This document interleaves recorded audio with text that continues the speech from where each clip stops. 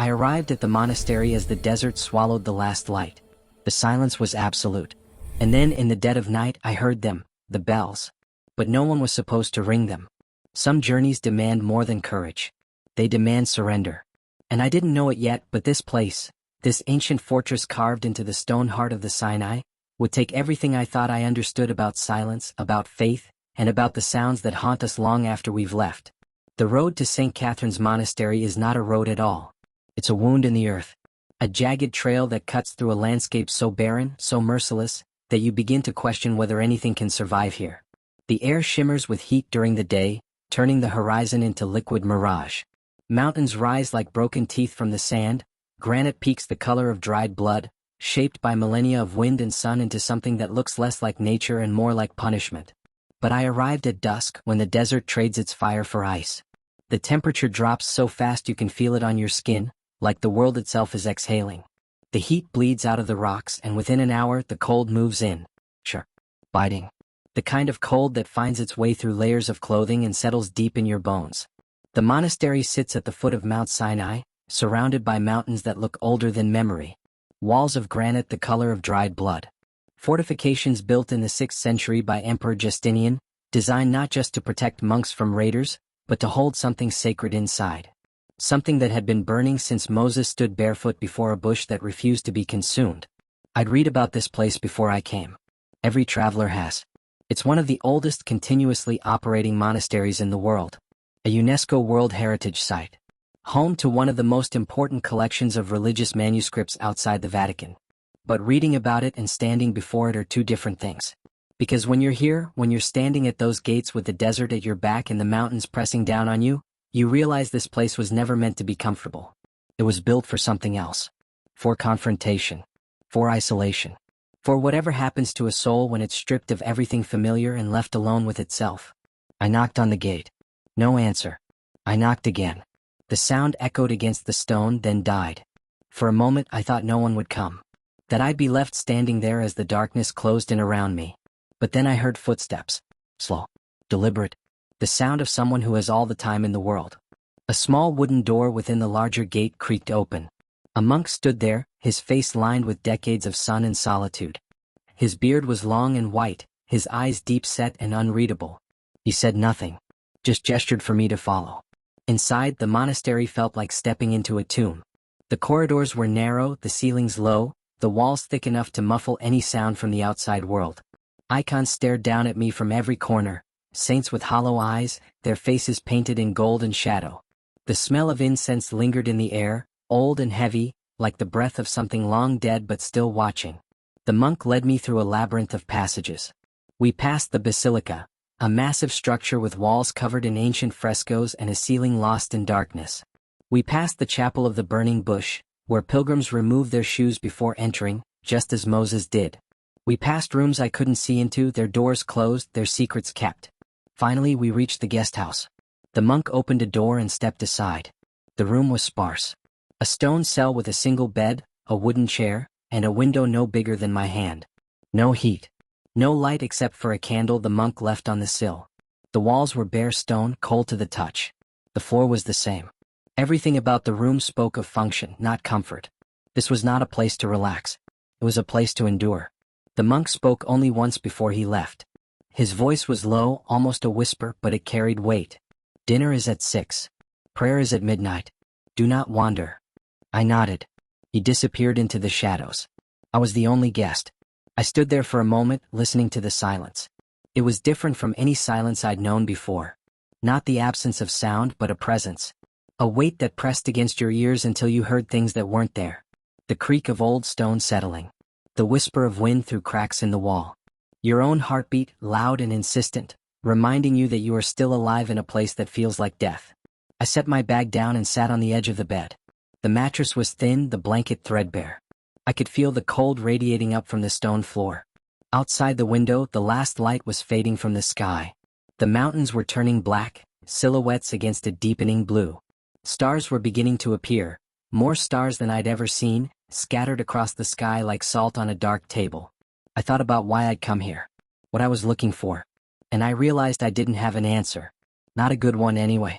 Maybe I was running from something. Maybe I was searching for something. Or maybe I was just drawn to places like this, places that strip you down and force you to sit with whatever's left. Dinner was served in a small stone room lit by a single bulb hanging from the ceiling. The monk who'd let me in was there, along with 2 others. They didn't speak. Just set bowls of lentil soup and pieces of flatbread on the table, then sat down and ate in silence. I followed their lead. The soup was simple but warm, the bread dense and filling. We ate without conversation, without eye contact, without acknowledgement. When we finished, the monk stood, cleared the table, and left. No good night.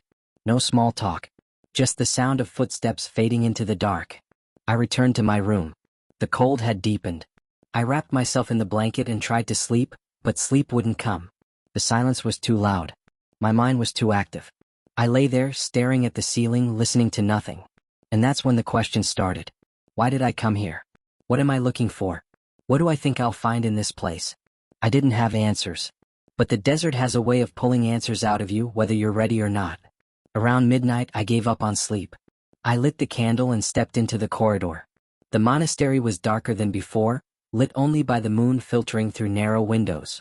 The stone walls seemed to close in around me, ancient and indifferent. I walked slowly, my footsteps echoing too loud in the stillness. I passed the chapel. The door was open just enough for me to see inside. Rows of candles flickered in front of icons. Shadows danced on the walls like ghosts. I felt something then, a presence maybe, or just the weight of centuries. This place had seen so much. So many prayers. So many confessions. So many souls seeking something they couldn't name. I kept walking. At the end of the corridor, I found a window that looked out onto the courtyard. The mountains loomed in the distance, black silhouettes against a sky filled with stars. It was beautiful and terrifying, because out there, in that vastness, you realize how small you are, how fragile, how alone. The monks were gathered in the basilica for midnight prayer. I could hear them chanting, deep, resonant voices rising and falling in a rhythm older than memory. The sound echoed through the stone, filling the empty spaces, vibrating in my chest. I didn't join them. I just stood there, listening, feeling the weight of their devotion pressing down on me. If you've ever felt that same silence, type the word silence below. And if you're drawn to journeys like this, to the places that strip you down and force you to listen, consider subscribing. Because this is only the beginning. I returned to my room, but the unease followed me. Something was wrong. I couldn't explain it. Just a feeling deep in my gut that I was waiting for something. That something was coming. It came at 3 in the morning. I woke to the sound of bells. At first I thought I was dreaming. But no, the sound was real. Slow. Deliberate. Not the joyful ringing of morning prayer, but something else. Something heavier. The sound carried through the stone walls, reverberating in my chest like a second heartbeat. I sat up, my breath fogging in the freezing air. My hands were shaking. From cold or fear, I wasn't sure. The bells kept ringing. 1, 2, 3.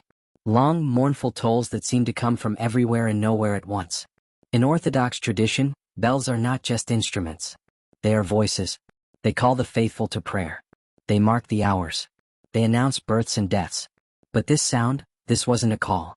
It was a warning. Or a lament. Something ancient and sorrowful, resonating through stone that had witnessed centuries of prayer and silence.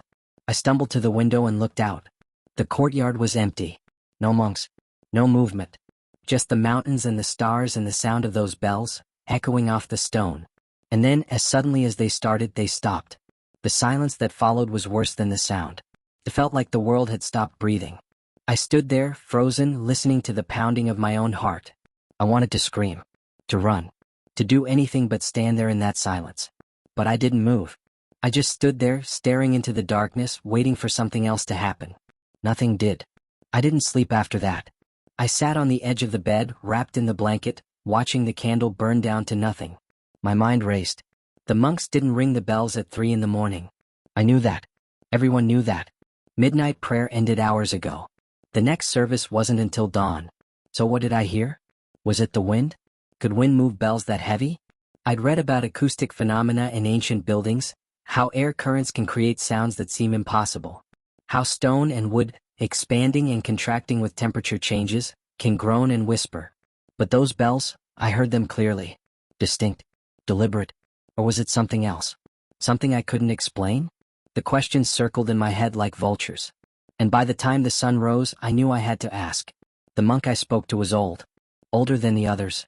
His hands were gnarled, his back bent, his eyes the color of desert stone. I found him in the garden, tending to a small patch of herbs that somehow survived in the sand. Rosemary, sage, thyme. Plants that clung to life in a place that seemed designed to kill anything soft. I heard the bells last night, I said. He didn't look up. Just kept working, his fingers moving through the soil with slow, practiced precision. At 3 in the morning, I continued. But I know you don't ring them at that hour. He kept working. Silent. Patient. Why did they ring? I asked. He finally looked at me. His expression was unreadable. Not hostile. Not kind. Just distant. Like he was seeing something I couldn't. Bells ring when they must, he said. That was all. I tried to press him, but he turned away. Conversation over. If this story has gripped you so far, consider subscribing. The journey only gets deeper from here. I spent the rest of the day searching for answers. I asked other monks, but they gave me the same cryptic responses. The desert has its own voice. Some sounds are not for us to understand. What did you expect to find here? I didn't know. But I knew I wasn't the first to hear the bells.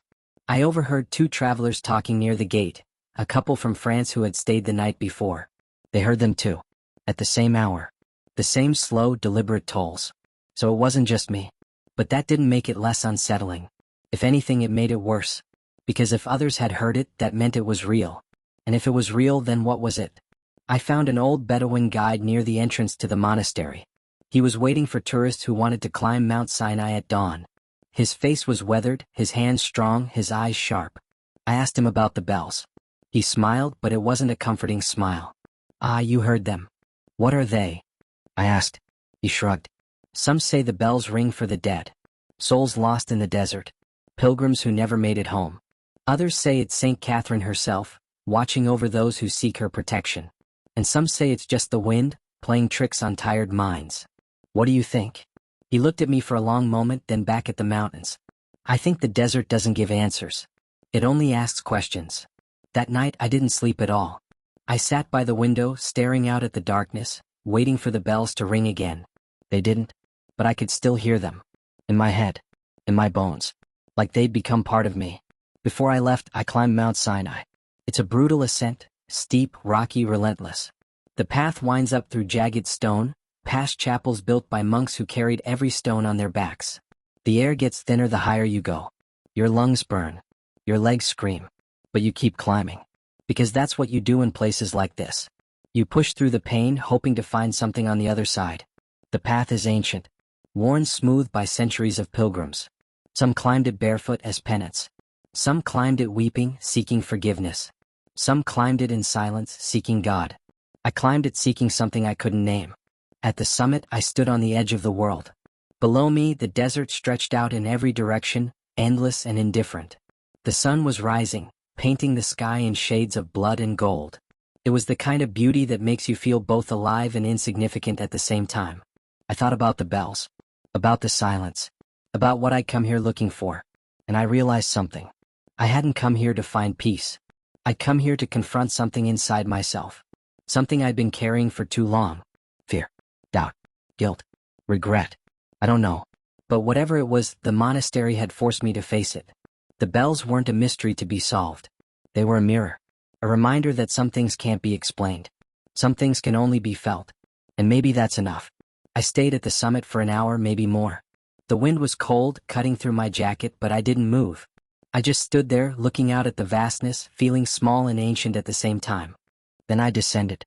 Slowly. Carefully. With the sound of the bells still echoing in my mind. I left the monastery that afternoon.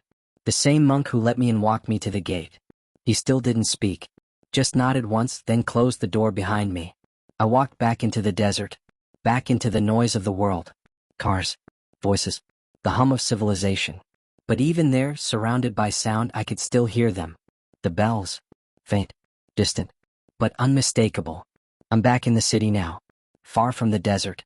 Far from the monastery. Far from the silence that pressed down on me like stone. But sometimes, late at night, when the world goes quiet, I hear them again. The slow, deliberate tolls.